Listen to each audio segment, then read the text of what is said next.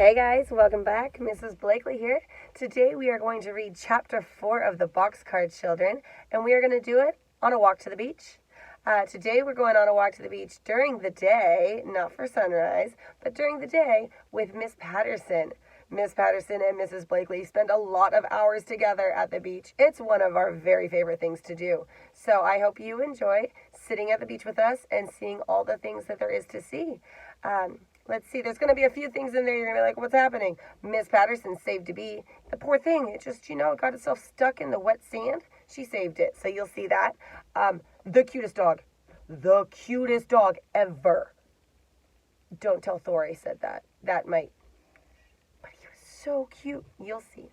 And then any video footage that didn't fit into story time, like we had a lot going on. So anything that didn't fit into story time, I clipped it and I put it at the end. So you get twice the viewing pleasure. So enjoy listening to chapter 4 of the Boxcar Children. I'll see you later. Bye. You'll remember when we left off on chapter 3, the kids were hearing mysterious and creepy noises. Chapter 4. Henry has 2 surprises. Jessie whispered, "Keep still." The 3 children did not say a word. They sat quietly in the boxcar, looking at the bushes. "I wonder if it's a bear," thought Benny. Soon something came out, but it wasn't a bear. It was a dog, which hopped along on 3 legs, crying softly and holding up a front paw. "It's all right," said Jessie. "It's only a dog, but I think he is hurt." The dog looked up and saw the children, and then he wagged his tail. "Poor dog," said Jessie. "Are you lost? Come over here and let me look at your paw." The dog hopped over to the boxcar, and the children got out. Jessie looked at the paw and said, "Oh dear, you poor dog. There is a big thorn in your foot." The dog stopped crying and looked at Jessie. "Good dog," said Jessie. "I can help you, but maybe it will hurt." The dog looked up at Jessie and wagged his tail again. "Violet," ordered Jessie, "please wet my handkerchief in the brook." Jessie sat down on the stump and took the dog in her lap. She patted him and gave him a little piece of bread. Then she began to pull out the thorn. It was a long thorn, but the dog did not make any noise. Jessie pulled and pulled, and at last the thorn came out. Violet had a wet handkerchief ready. Jessie put it around the dog's paw, and he looked up at her and wagged his tail a little. "He wants to say thank you, Jessie," cried Violet. "He is a good dog not to cry." "Yes, he is," agreed Jessie. "Now I had better hold him for a while so that he will lie down and rest his leg." "We can surprise Henry," remarked Benny. "Now we have a dog." "So we can," said Jessie. "But that was not my surprise. I was going to get a lot of blueberries for supper." "Can't we look for blueberries while you hold the dog?" asked Violet. "Yes, you can," said Jessie. "Look over there by the big trees." Benny and Violet ran over to look. "Oh, Jessie," cried Benny, "did you ever see so many blueberries?" "I guess 5 blueberries. No, I guess 10 blueberries." Jessie laughed. "I guess there are more than 5 or 10, Benny," she said. "Get a clean towel and pick them into it." For a while, Jessie watched Benny and Violet picking blueberries. "Most of Benny's blueberries are going into his mouth," she thought with a laugh.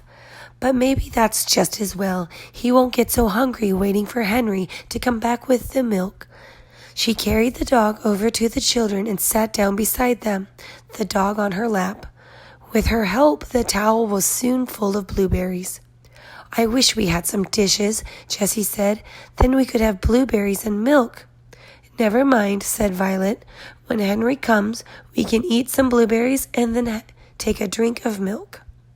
When Henry came, he had some heavy bundles. He had 4 bottles of milk in a bag, a loaf of brown bread, and also some fine yellow cheese. He looked at the dog. "Where did you get that fine dog?" he cried. "He came to us," said Benny. "He is a surprise for you." Henry went over to the dog, who wagged his tail. Henry patted him and said, "He ought to be a good watchdog. Why is that handkerchief on his foot?" He had a big thorn in his foot, answered Violet, and Jessie took it out and put the handkerchief on. It hurt him, but he did not cry or growl. His name is Watch, remarked Benny. Oh, is it? Asked Jessie, laughing. Watch is a good name for a watchdog. Did you bring some milk? Asked Benny, looking hungrily at the bottles. I should say I did, replied Henry. 4 bottles. Poor old Benny, said Jessie. He'll have dinner now, or is it supper? It must be supper, said Henry, for soon we'll have to go to bed. Tomorrow we'll eat 3 times, said Jessie. Now Jessie liked to have things in order, and so she put the laundry bag on some pine needles for the tablecloth.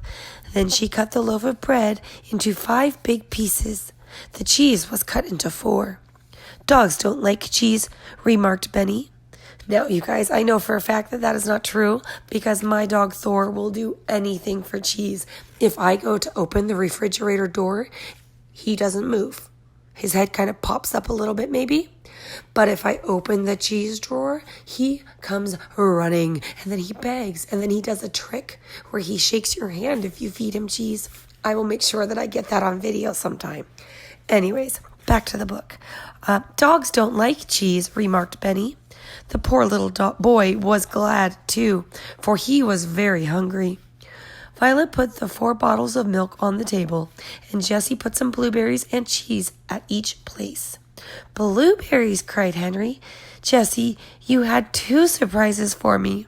I'm sorry we haven't any cups, Jessie said. We'll have to drink out of the bottles. Now all come and sit down. So supper began. Look, Benny, said Henry. You take some blueberries, and then eat some brown bread, then some cheese, and then take a drink of milk. It's good, said Benny. He began to put more blueberries into his mouth. The dog had supper too. Jessie gave him bread as he lay on the ground beside her, and he drank milk out of her hand. When supper was over, there was some milk left in each bottle. We'll have the rest of the milk for breakfast, said Jessie. Tonight we are going to sleep on beds. Let's get some pine needles now. Soon the children had a big pile. Henry jumped into the boxcar, and Jessie gave him the pine needles. He made 4 beds in one end of the car. This side is the bedroom, said Jessie. What will the other side be? Asked Benny. The other side, asked Jessie. Let me think. I guess that will be the sitting room, and maybe some of the time it will be the kitchen. Then she said, Come now, come and get washed. She took the cake of soap and went down to the brook. Now, you guys, the word cake of soap, that's the second time they've used that word. It is not cake. They do not eat it. I guess it would be like a bar of soap, right? Like, yeah, hand soap. She took the cake of soap and went down to the brook. That will be fun, Benny, said Violet. We will splash our paws in the brook just as little brown bears does. She knew that Benny did not like to be washed. The children were all very hot, and so they were glad to splash in the cold water. Benny put cold water and soap on his face with the others and dried his hands on a towel. We'll have to have a line to dry the towels on, said Jessie. So she took the string out of the laundry bag and tied one end of it to a tree. The other end of the string she tied to the boxcar.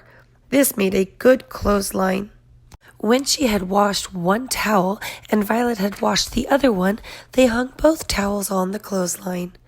It looks like a home, said Henry. See the washing? He laughed. Jessie was thinking. We ought to get some water to drink before we go to bed, she said.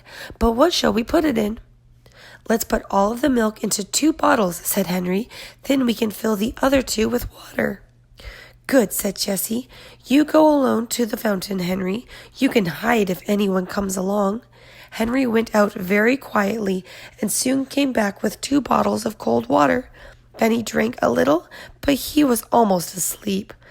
The other children helped him into the boxcar. Then they all climbed in. Jessie carrying the dog. He lay down at once beside her. It is so hot that we'll leave the door open, said Henry. Soon they were fast asleep, dog and all. The moon came up, but they did not see it. This was the first time in 4 days that they could go to sleep at night, as children should.